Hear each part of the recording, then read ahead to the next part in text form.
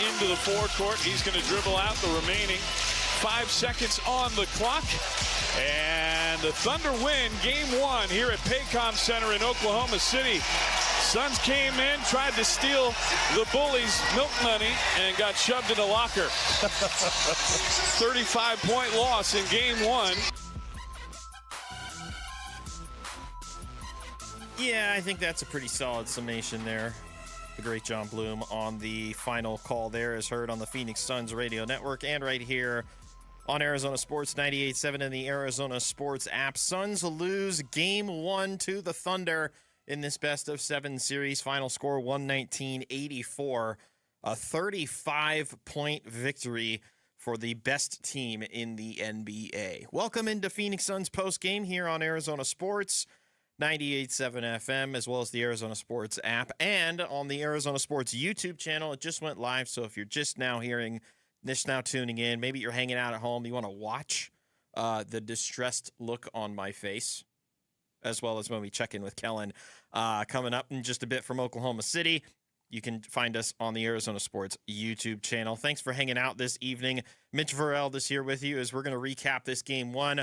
We'll get thoughts from Kellen Olsson coming up in just a bit from Oklahoma City, and then we'll look ahead to Game 2 and what could change, what could be different. We'll do all the fun speculation that you guys love to hear on the Phoenix Suns postgame show and here on Arizona Sports. Okay, so this one, for lack of a better expression, this one got out of hand quickly, and it got out of hand early, and there was plenty of fight, I wowould say, from the Suns, but it just became too insurmountable as the game went on. A 35-20 first quarter, a 30-24 second quarter, a 32-22 third quarter, and the fourth quarter still in favor of the Thunder, 22-18, and at that point, both of those teams were good, packing up and being ready for 2 days off before these teams play again on Wednesday. I'm going to say the same thing that I said to a listener that I was messaging back and forth with as the game was going on.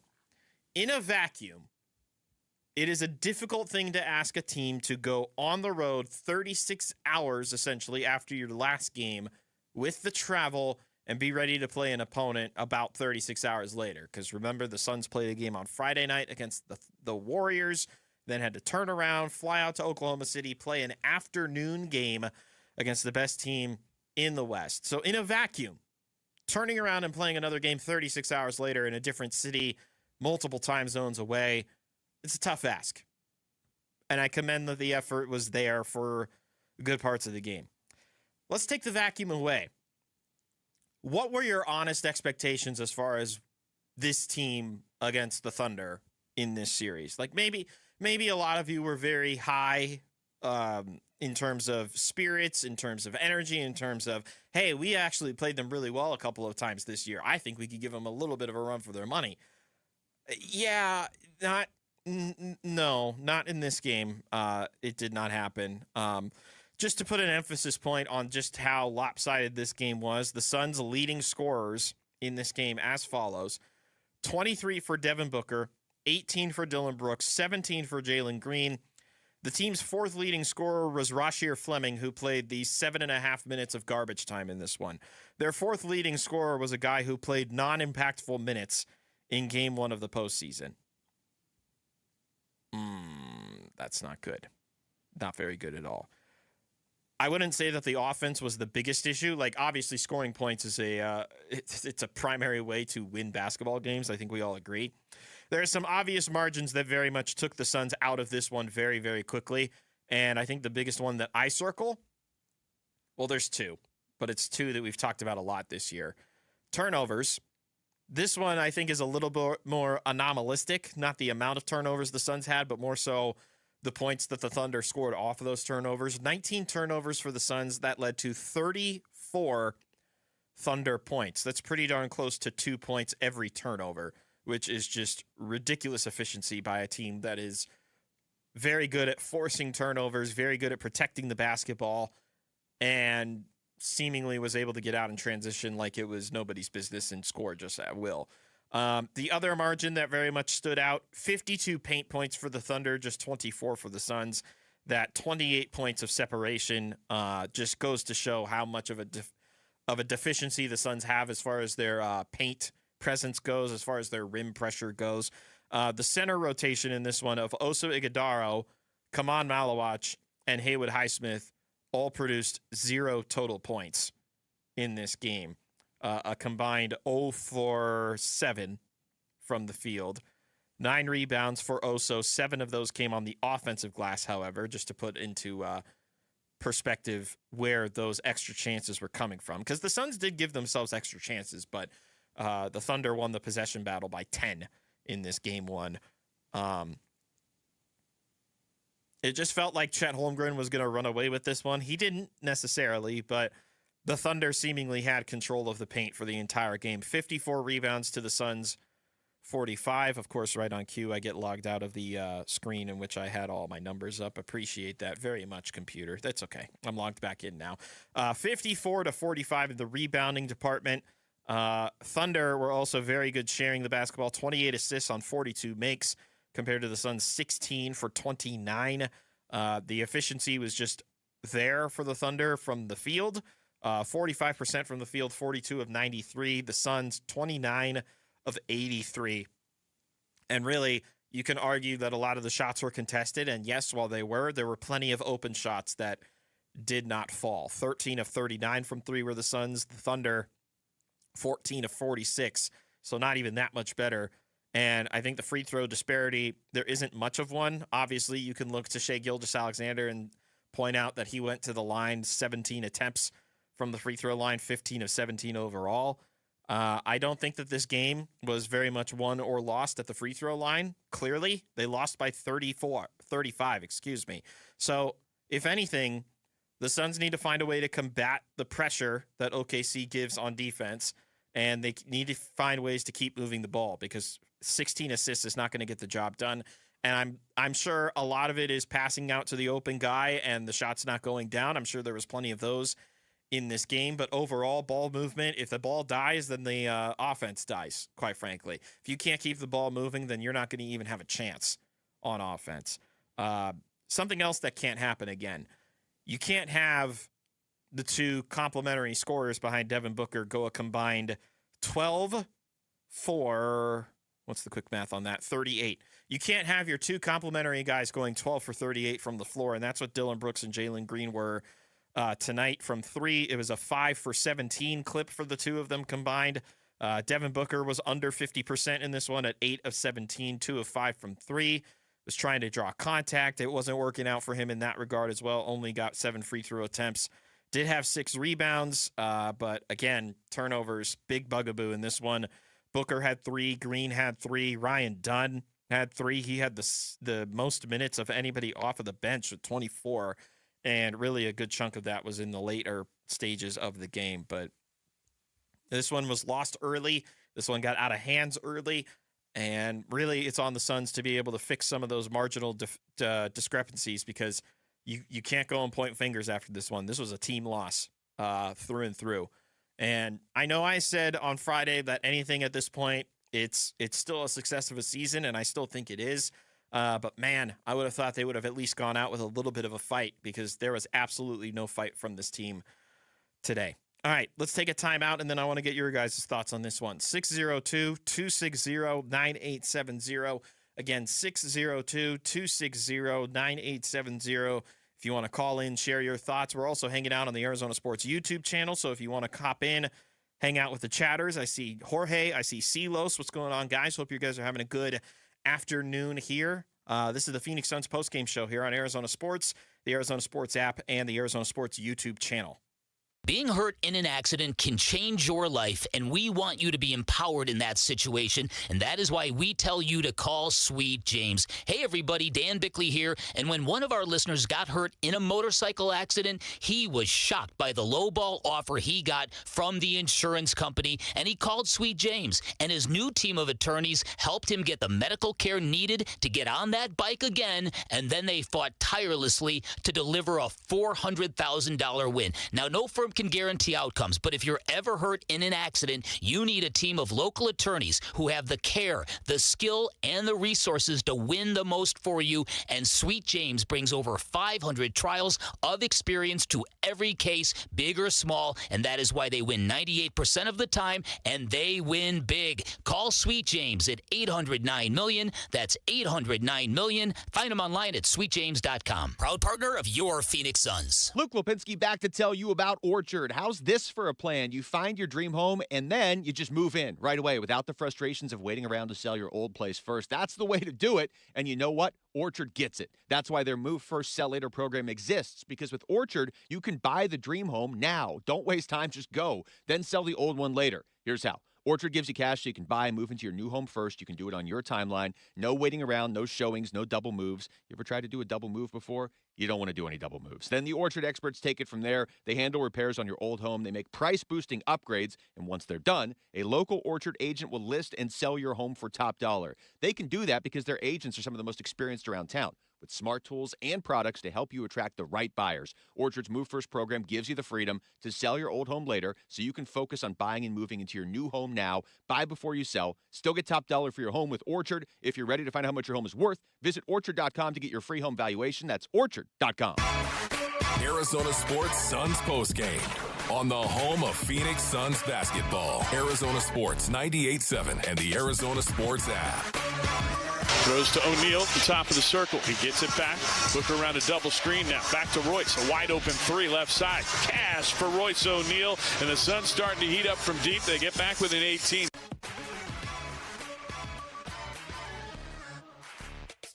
There was a little bit of heating up there by the Suns, but unfortunately it didn't last long. Just not a ton of offense in this one from Phoenix's basketball team. I think they were at 66 by the end of the third quarter, and by then that game was far enough gone that it really just didn't have much of an impact or a change. Unfortunately, I know it sounds like I'm being a jerkbag about it, but I just didn't go their way today. Suns lose 119-84, the final score. That's game one of this Western Conference first round of the playoffs.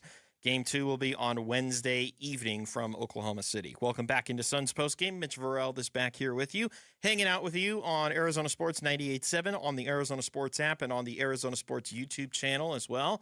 Hello to our video audience. Hope you're having a good afternoon in spite of the loss. This is also a call-in show, so if you wanted to call in, share your thoughts on this game one, 602-260-9870 is the number to call. Again, 602-260-9870. Let's kick things off with Rowdy, who's calling in from Santan Valley this early evening, late afternoon, whatever you want to call it. What's going on, Rowdy? What's up, Mitch? How you doing, bro? I needed the energy boost, Rowdy. I appreciate it. How you doing, brother? Man, I'm all right, buddy. That was a little frustrating.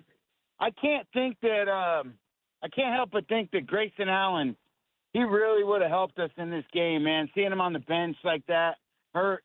And then let's go to Mark Williams. Man, I don't think that those two are going to help us that much to the point where we wouldn't get blown out by like we did. But at the same time, man, we need Royce to be hitting his shots, Dylan to be hitting his shots. Green got to a place where he was just shooting them up, man. I'm hoping that these next 2 days they rest. Like you're saying, a 36-hour turnaround, man, that's not a lot of time. So hopefully they come out in game two and we can steal one of them from them while we're over there in OKC and then come back home and hopefully have the home crowd behind us and put up a good showing. Thanks for taking my call, Mitch. God bless. Appreciate you calling in, Rowdy. You have a good rest of your afternoon, evening. And in case I miss you, good afternoon, good evening, and good night. There you go. I got a Truman Show reference in. That's another aspect of this game that I haven't even touched on, and I hadn't really considered until you would remind me there. Grayson Allen was once again labeled as available for this game. If you remember, he suffers the hamstring injury against the Lakers last Friday, is ruled out for the final game of the regular season against the Thunder, ruled out for the game 7 of the play-in tournament, the 7-seed game of the play-in tournament, and then is ruled available for the game on Friday against the Warriors, not the do-or-die game for the 8th seed, did not play, And in that moment, you could probably argue, okay, well, the Suns had a healthy enough lead. They didn't necessarily need Grayson in that one. I'm not sure how much of a difference Grayson Allen would have made in this game, but now I'm starting to like red flag up that he didn't play in this game either, in spite of being listed as available. My only assumption, and this is the only assumption I'm going to make in regards to an injury and a health status of a player, is that he's not actually healthy and is not going to be good enough to go in some of these games. And in general, it puts the Suns at a massive talent disparity in terms of not having Mark Williams, in terms of not having Grayson Allen. It's just not going to go well, unfortunately, if you don't have two of those key rotational players out there. Because, look, they tried to do the 9-man rotation to close out the season. They made it very clear these are the 9 guys we're going to go with. And then when injuries happen, it kind of throws you for a loop, unfortunately. So you have to readjust on the fly. But I'm very curious about Grayson Allen now. My assumption is just that he's not healthy, and the only reason they're ruling him as available is some form of gamesmanship that they don't want the other team knowing that he's not going to be available. Because Grayson, when he's on, he could be a microwave type scorer. He's certainly one of the better creators on this Suns team, and they could definitely utilize his strengths in one of these games going forward. But I don't know how much of a difference it would have made today. There weren't really a lot of shots falling at all. All right. Let's keep it going on the phone. 602-260-9870. That's a good one, Jorge. I laughed at that one. All right, Ray and Tolleson, you're up next here on the Suns postgame show. What's going on, Ray? Hey, Mitch, how's it going, man? It's going all right. How about yourself? I mean, it would have been better if the Suns could have won. I mean, the turnovers, and then us allowing the Thunder, score all those points off of turnovers didn't help. I know Jordan Knott, he's brilliant with the X's and O's, but I think, being, a head coach and especially going against the Thunder, it seemed like at moments, I could be overthinking it, but it seems like, that him and his staff may be a little bit out-coached. I don't want to put it like on the coaching. I know it's just the first game, and, just the giant that we're going up against the Thunder, but I mean, if we could eliminate some of the turnovers, if Grayson Allen, were able to come back, Mark Williams, I mean, I would even think that maybe game 2, I know it's maybe a little bit too early, but maybe I think you should try tinkering, maybe put Rasheer Fleming in. I know he had a couple good buckets, even though it was like garbage time, maybe play a little bit more Highsmith, and we just need to just move the ball, maybe play a little zone, just try to tweak up some little things. I'm not saying it's time to, to have that red alert going off, but I think, they really have to dive in and try to switch some things up to try to throw the Thunder off that they wouldn't expect. And, I just hoping for a close game 2. And if all fails, we're coming back home, and I'm hopeful that we can at least get 1, maybe 2 back at home. So just let me know what you think about that, Mitch. Thank you so much for taking my call. I appreciate you calling in, Ray. You have a good rest of your evening. Hopefully it treats you better than, unfortunately, this Suns game went today. Look, I've been curious about whether or not they're going to go to Rasheer Fleming in some pivotal moments at the last 2 games, quite frankly. Once we learned that Mark Williams was questionable for the Golden State game, that's when I was wondering to myself, okay, are they going to go small with Rasheer? And then it turns out we're just going to go small with Haywood Highsmith instead, which, look, Haywood's got the big game experience. He was on a Miami Heat team that went to all the way to the NBA Finals. He's been a part of that kind of grit and grind culture, what the Suns are looking for. But clearly it's an indicator to me that this team just does not trust Rasheer in these types of games, which is kind of funny that they do trust Kaman Malawach in these types of games.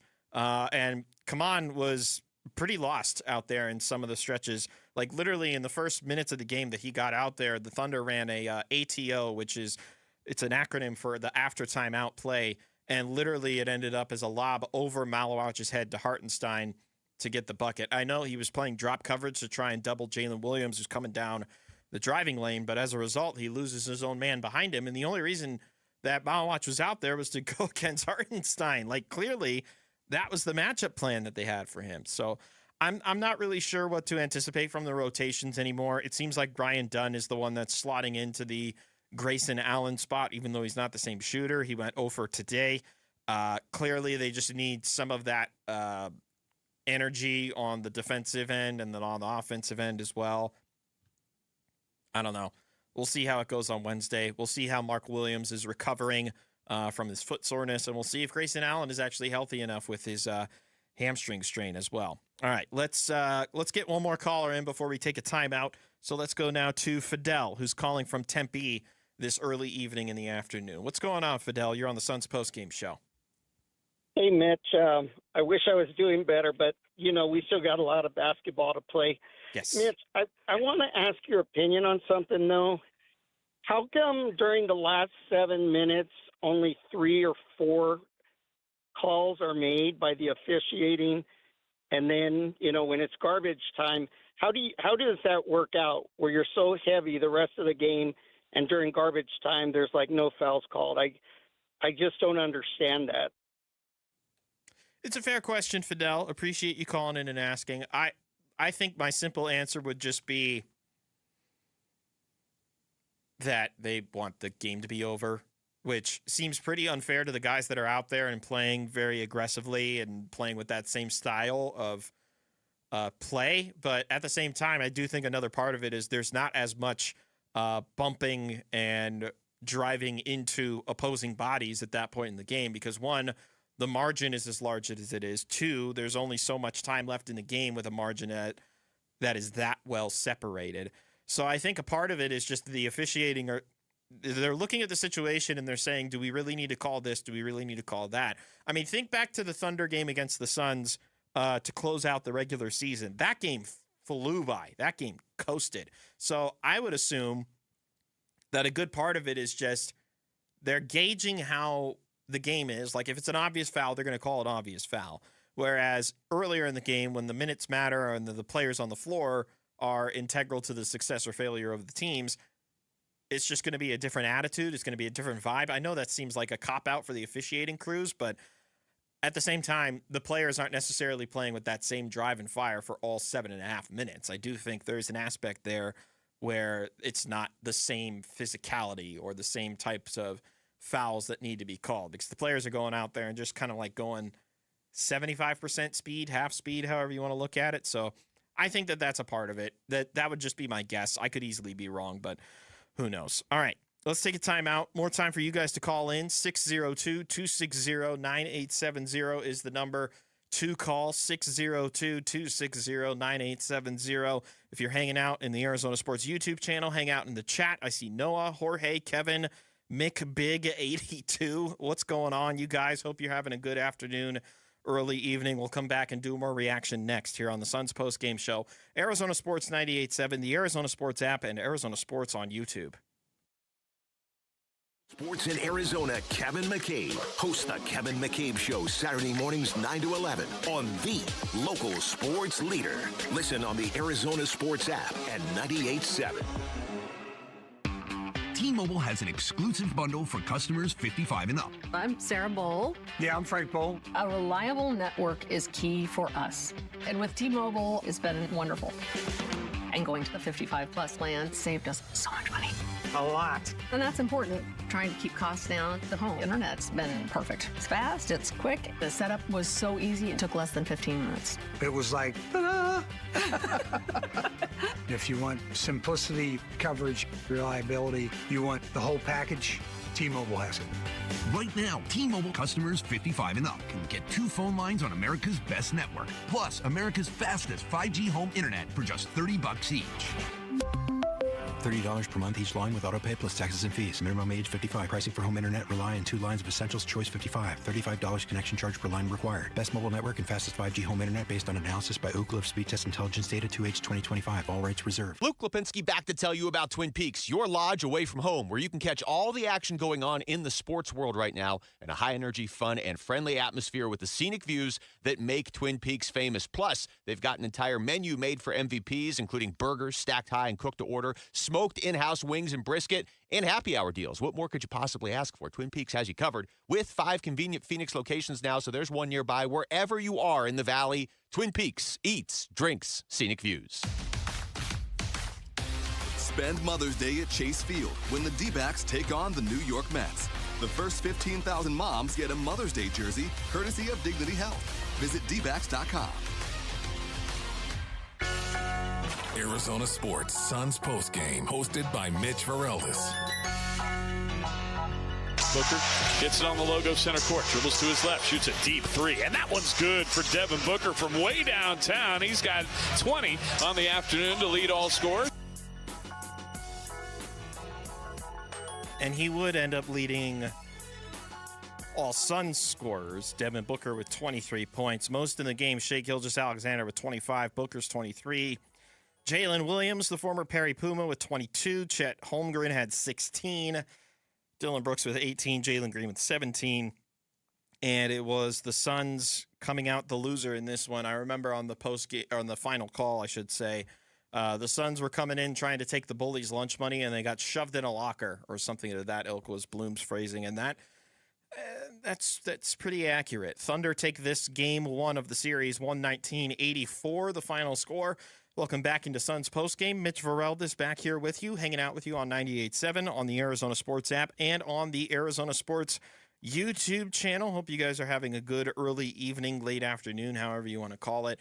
602-260-9870 is the number to call. 602-260-9870. Let's go back to the phones. Jeff in Ahwatukee, you are up next here on the Suns postgame show. What's going on, Jeff? Thank you for taking my call, Mitch. Of course. I just wanted to comment. The one player that I would put in any position, 1, 2, 3, 4, or 5, would be the player that is out. And my mind is going blank, but he's the best shooter on the team. Who am I talking about? I'm sorry, my mind's going blank. But he can play any position, and he turns it over the least amount. And the turnovers go way back to just before they got Charles Barkley. So it's a traditional thing with the Suns.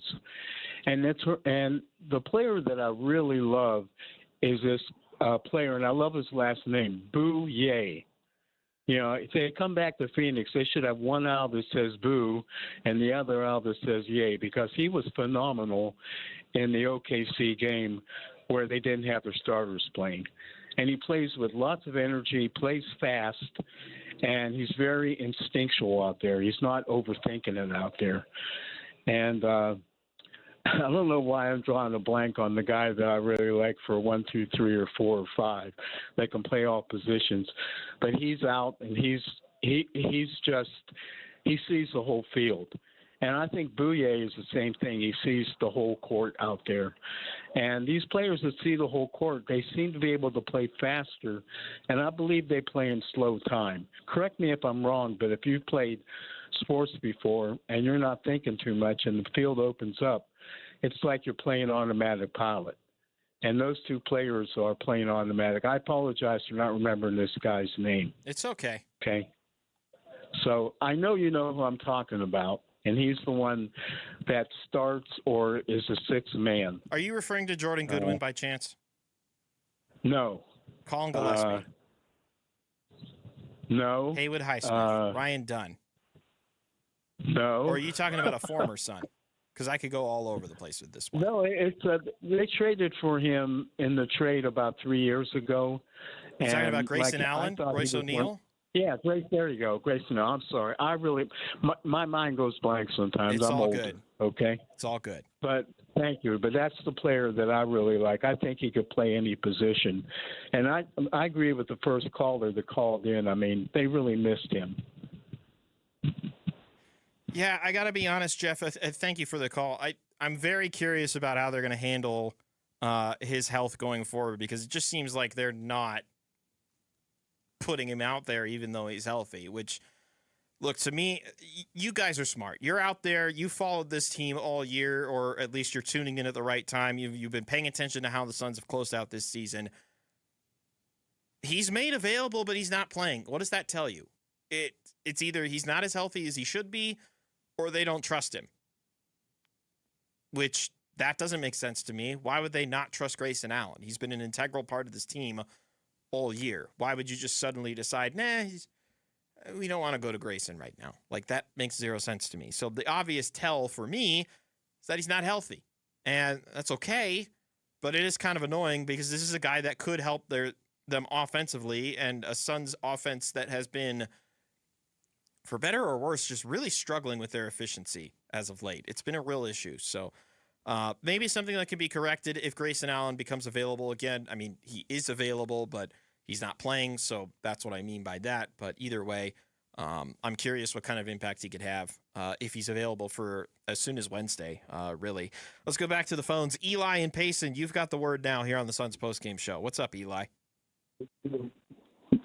Hey, Mitch. I think my word is, well, I don't know what else to say, honestly, but you covered it all in your monologue, and I'm just hoping with more rest up until Wednesday that they'll be ready to play and, come out on fire, because you kind of have to. I mean, I guess we could lose one game, right? What the other caller said, there's a lot more basketball to play, and there is. So I'm just hoping that that'll happen on Wednesday. I'm anxious to hear what you and Kellen have to say too. So thanks as always for taking my call. Hope you're doing well, and we'll talk on Wednesday. Thanks, Mitch. Appreciate it, Eli. You have a good rest of your evening as well. And maybe the Suns will just come out with a little more firepower on Wednesday. Now, granted, they did start off with the 5-point lead early in the first quarter, and then things just kind of unraveled very, very quickly. All right, back to the phones. Tom in Phoenix, you're up now here on the Suns postgame show. What's going on, Tom? Hey, Mitch. Nice to talk to you. So, these guys got to just play better. I mean, they didn't lose by 49, but come on, they lost by 35 points. And, were they tired? Probably. Traveling with just one day rest after, the big game against the Warriors, and they had a lot of adrenaline, winning that game. But we just know that they are better than what they put out there, and I just hope that they don't get blown out 4 games in a row. Then I would have preferred them not even get into the play-in game. But let's get these guys back out there. I'm not thinking that it's time to give up, but I'd love to see them play better in OKC. I mean, we've seen them play this, the Thunder close. We've seen it. So we know that they're capable of it. And, obviously Grayson Allen is just injured still and just made available, meaning if for some reason they have a tight game and throwing him in there in the fourth quarter for some three-pointers, maybe that's why they're having him available but not playing, because obviously, he's probably the most trustworthy player on the team. I know his three-point shooting average this season has been got to be in the top 10 in the league, right? You know that stat better than I. But anyway, let's just hope we do better. And worst case scenario, they get blown out again in OKC. The game 3 is in Phoenix, and let's hope. Right, I'm assuming it is, and yes. Let's see them play a lot better at home. And I think this team, this team has been a home team. We've seen them, beat, great teams or good teams. I know we beat the Lakers at home, and so anyway, I'm looking forward to them coming back to Phoenix. All right, you have a great rest of your Sunday, Mitch. Hey, man, get some rest. Thanks, Tom. You as well. Have a good rest of your Sunday. I would be very encouraged if they at least looked better in that not the Tuesday contest, the Wednesday contest coming up here this week before they make it back to the Valley for the first home game of that series on Saturday. I would just, again, I am in the camp now that whatever else happens from this point on this season is already a rousing success. So I'm not going to play doom and gloom, and I'm not going to be like, oh my gosh, how are they not all of a sudden going hands with the best team in the NBA? I know that's saved for some internet-only personalities, but in general, I do think that the Suns could at least be a little more competitive than it was today, because quite frankly, that was not competitive. It was just not. Once things got out of control, I'm not saying that the Suns lost their composure, but they certainly lost their edge in this one.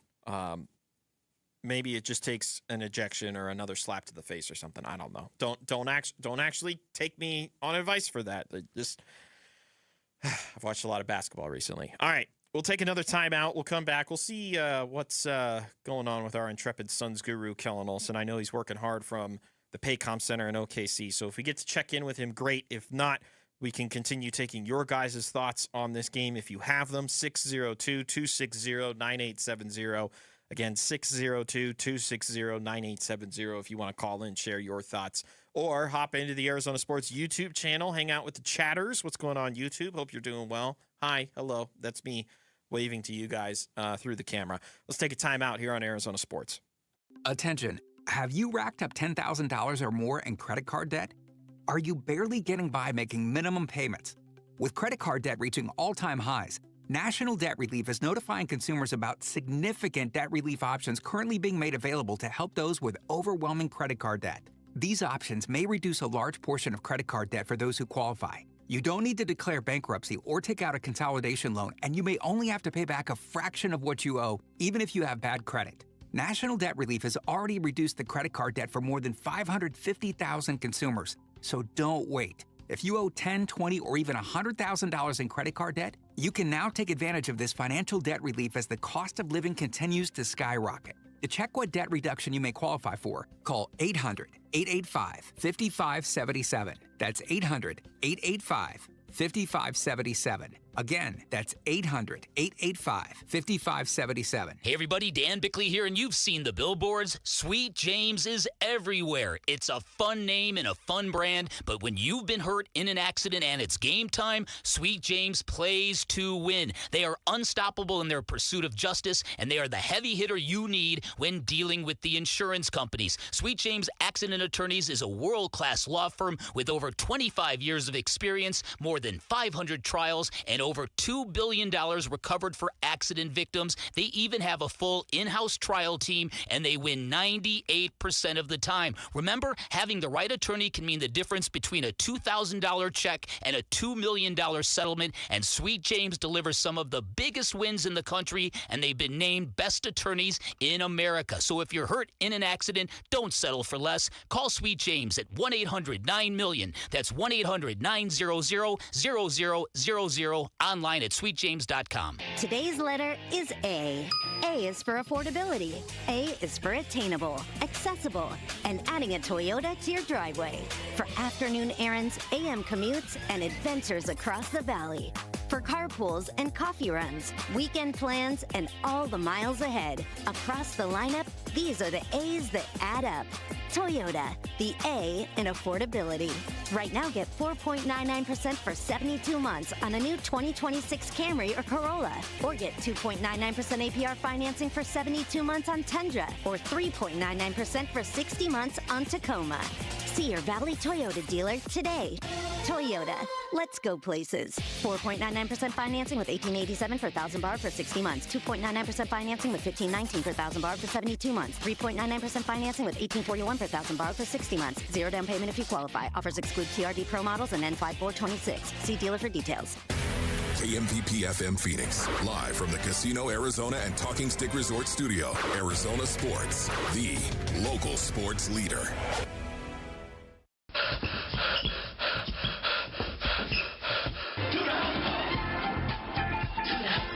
Dribble, steps back, feet's done, top of the key. Right side, it's Fleming, another three. That's good again, all net for 3 threes for Rasheer Fleming. He hasn't drawn iron on any of them and has 9 quick points off the bench.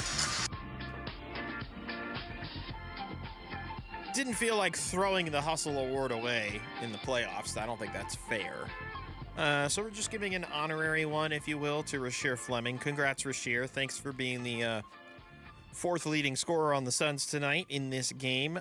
Suns lose on this Sunday. Game 1 of this 7-game set against the Oklahoma City Thunder. 119-84, the final score from Oklahoma City. Game 2's coming up on Wednesday evening. Welcome back into Suns postgame. Mitch Vareldis back here with you, hanging out on 98.7 on the Arizona Sports app and on the Arizona Sports YouTube channel. Me waving at you on YouTube. Hello, hi, how are you? Also taking your calls. We're buying some time for our Suns guru, Kellen Olsson. Hoping to check in with him before we're done. I do love that song, Allie, for what it's worth. I'm only teasing. All right, so if you do want to call in and share your thoughts, you still have time to do so. 602-260-9870. I've got a few people on hold right now, so we'll get to them first. We'll get to them right now, actually. We'll start over with Ryan in Phoenix. You're up next here on Suns Postgame. What's up, Ryan?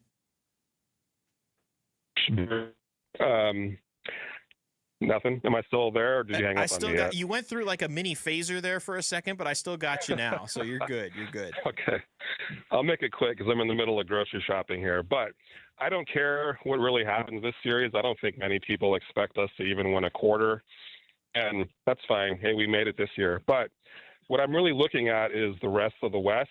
And I kind of ask myself, like, who can we beat in a series? I mean, next year, Portland is on the up. OKC and San Antonio are untouchable. I don't think we could beat the Lakers next year. I think we are stuck in neutral at best because we don't have a bona fide superstar. Maybe Jalen Green's that guy. I don't think Book is really going to be it. If we would have kind of seen it by this point, but I don't know. Curious what your thoughts are on that. Ryan, be safe grocery shopping. Hopefully we don't have to hear about any cleanup on aisle 5s wherever you're at getting your groceries, and make sure you get everything on the list as well. Everybody's got to be happy. Okay, so back to the serious stuff.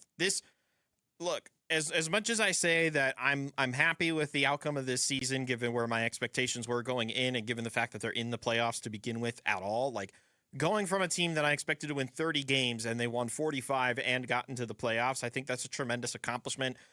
Given where we were just a literal year ago. Like a year ago, we were hearing Matt Ishbia talking about how it's on me to fix it. I'm paraphrasing, obviously, but we had seen them say goodbye to Mike Budenholzer. They were very much on the outs with the likes of Kevin Durant and Bradley Beal, though that did not happen at that exact moment in time. But there was a lot of disappointment and a lot of frustration, I could tell, around the valley with how that past season went. And now we got so much joy out of this year.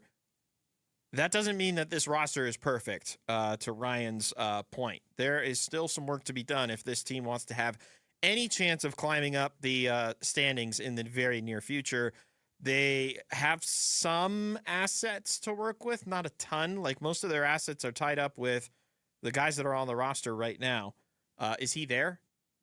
You're giving me the thumbs. You're not sure? Okay, we'll come back to that in a second. But okay, it looks like Kellen is working on getting set up in OKC, so we'll get to that in a second. But either way, there is still work to be done. This offseason is going to be very much or not this offseason. This series is just going to be further evaluation of the team as it currently is right now. And there's plenty of guys that are still like in that evaluation process. That's Mark Williams. I think Jalen Green is very much on the evaluation table right now. Jordan Goodwin and Colin Gillespie are both going to be free agents. They're very much on the evaluation table. I just named you 4 guys that are a part of this rotation this year that are technically being evaluated. And they're not the only ones. I think everybody on this team is being evaluated. If you had my pick as far as who I think is the safest going into next season, it's the head coach. I think Jordan Ott is the safest man in the Phoenix Suns organization right now. I don't think anybody else is going to move him or anything else is going to change that results in him getting moved out of his spot. I know that the noise was very loud in that regard, but I can guarantee you that he's going to be a part of this organization at least for one more season. Okay, if you're on hold right now, hang tight. And I'm just looking on the video feed right now. I'm making sure that he's good. If Kellen Olsson can hear me right now, just give me he got the thumbs up for perfect. All right, we got Kellen Olsson now joining us from the Paycom Center in Oklahoma City. Kel, as always, appreciate it. Good to catch up with you after this game 1. Playoff basketball's back. That felt good, right? Yeah. Just hadn't covered a playoff game like that in a while, at least at the start of the series. That was rough. We expected to some extent for the Suns to look overmatched, but I think that this was kind of the story of the year so far, at least in the second half of the year, where the Suns were, I don't want to say their own worst enemy because you're playing the best team in the league, but this felt like a C plus B minus Thunder performance, maybe. But the Suns themselves making so many mistakes that I think were really preventable were the difference in this one. There's a lot of marginal discrepancies in this one. I think the 2 biggest have to be turnovers and just the way that the Thunder were able to control the paint. And honestly, I don't know about you. I just felt like Chet Holmgren was going to go off the way that he played in the first quarter. He was at least slowed down a little bit. But that turnover discrepancy and the efficiency that the Thunder were able to capitalize on those turnovers, I think really stood out the most to me in this game 1. Yeah, you just can't Obviously, Oklahoma City, with what we talked about in the pre-show, 28th in offensive rebounding percentage, but they saw a advantage that they could get. So guys were crashing a lot more, and they grabbed 7 in that first quarter. So when the offense bogs down a little bit and you're adding on live ball turnovers and you're adding on extra possessions for them on the glass too, it's a recipe for disaster, which is what Book called it for the turnovers and the rebounding specifically. They scored 10 points over, I believe, an 11-minute and 20-second stretch from the mid-first quarter to the mid-second quarter, and at that point they had 24. So they finished in the 80s. I think that their main problem, and what I talked about post-game, was that they have to move the ball. They have to shift the defense because OKC is a heavy shift team, meaning help defenders are going to move aggressively over, and they're going to bet on their recoveries and secondary efforts and multiple efforts after that being clean. But they didn't really force them to do that too often. Start of the game, start of the second half, that was about it. Yeah, this team very clearly offensively couldn't get into their blender. The assists and the ball sticking and playing a lot of ISO has been a major point for us as to why the offense cannot succeed when it gets into that type of mode. But they're also going against the best defense in the NBA. So my question for you is, how much of it was just the Thunder's defense being what the Thunder's defense has been all year, and how much of it was the Suns' inability to get into their own style of offense today?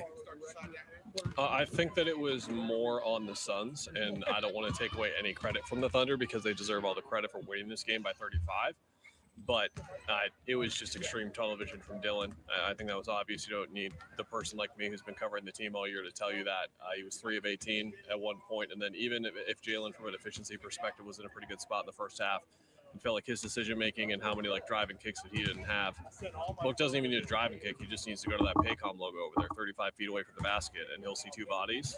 So from there, they have to make the right passes. And a couple of times they made the right passes, and Oklahoma City made the recoveries as well, which shouldn't be possible, which speaks to spacing and other factors at hand as well that they have to clean up. So there is a lot for them to do better, and they are really going to benefit from these two days, the extra day that they're going to get of rest between.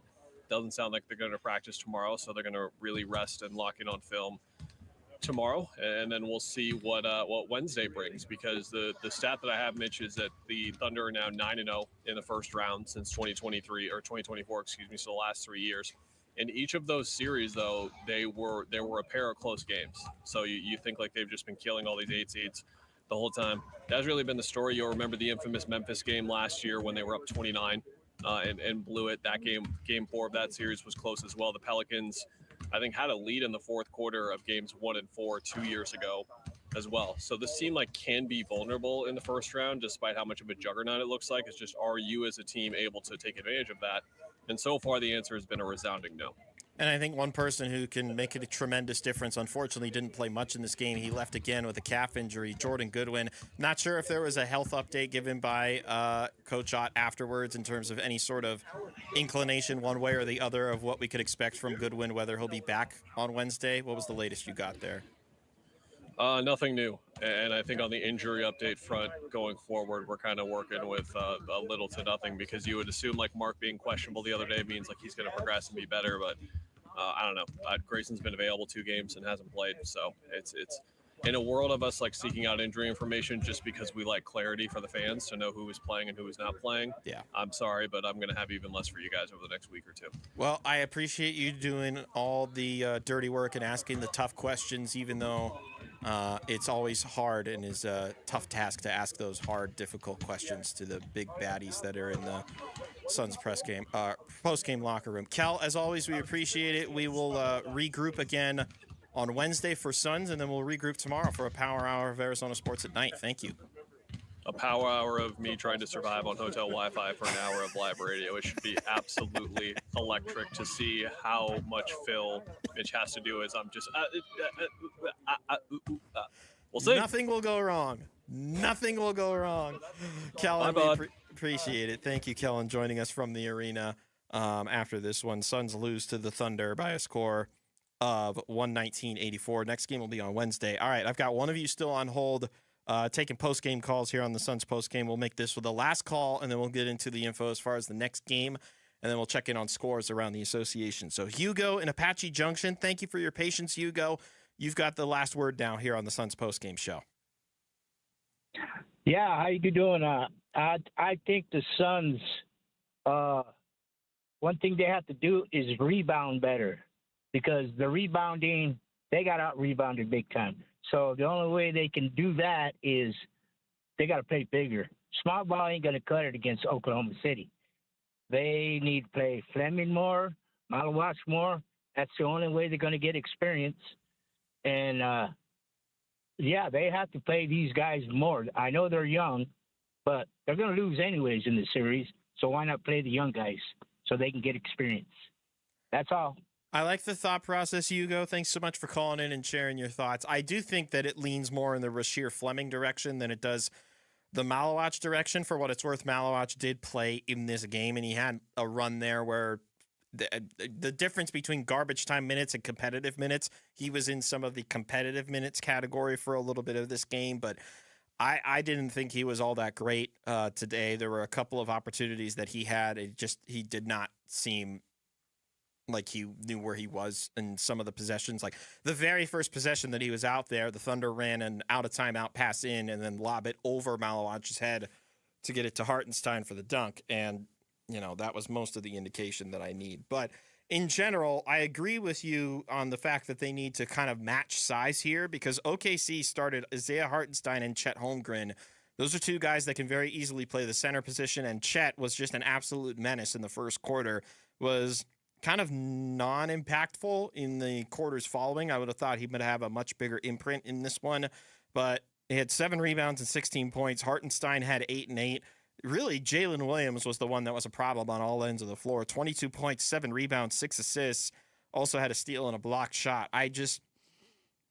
This team is going to be tough to face regardless, but you have to be able to match the physicality. You have to be able to match some of the size at times. And as crafty as Oso can be for a center, there are some clear deficiencies to his game, and those kind of got shown brightly in this one, and not a good light, unfortunately. Okay, so next up is a Wednesday affair between these two. That game is going to be in Oklahoma City. It'll be a 6:30 tip, so that means coverage is going to start at 5:30. That'll be right here on Arizona Sports 98.7, as well as the Arizona Sports app.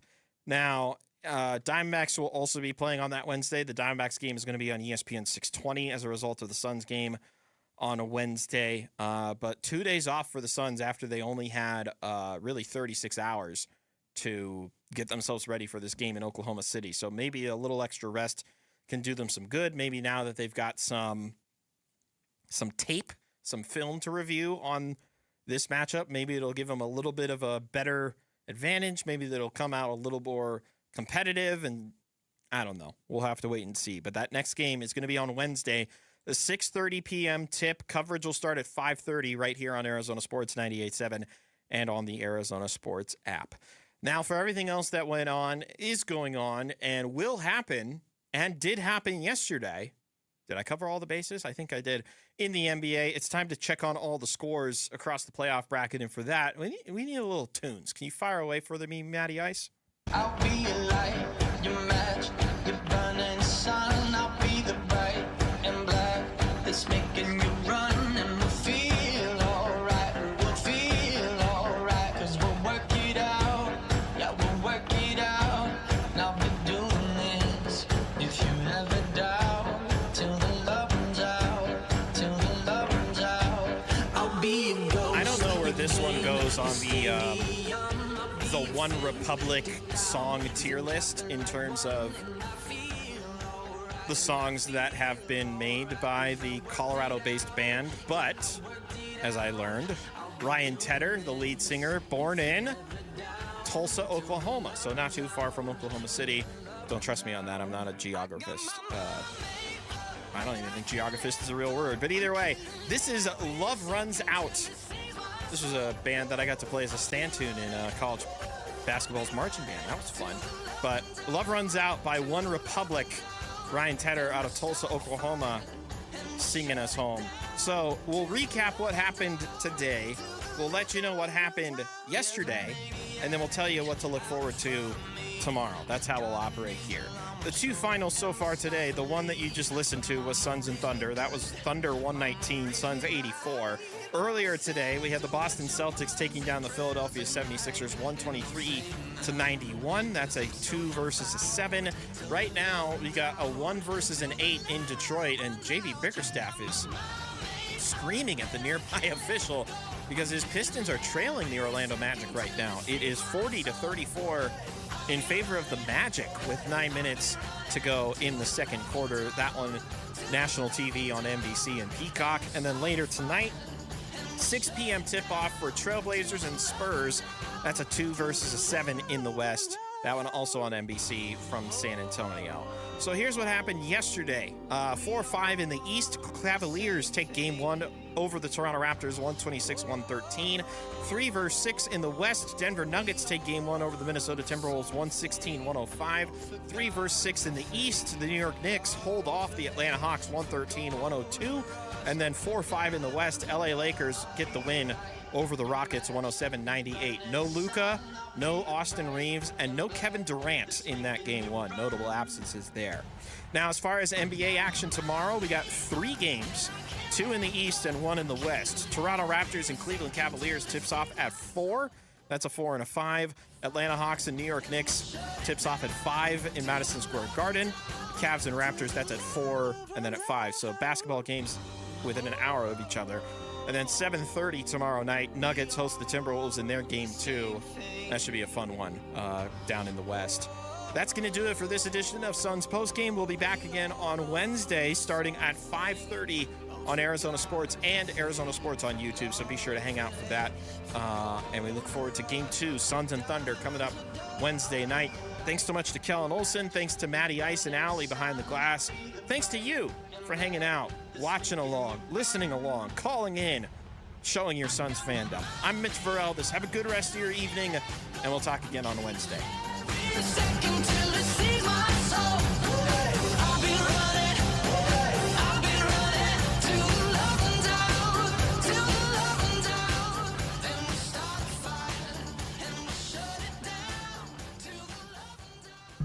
Arizona Sports, the local sports leader. You've been listening to Phoenix Suns basketball.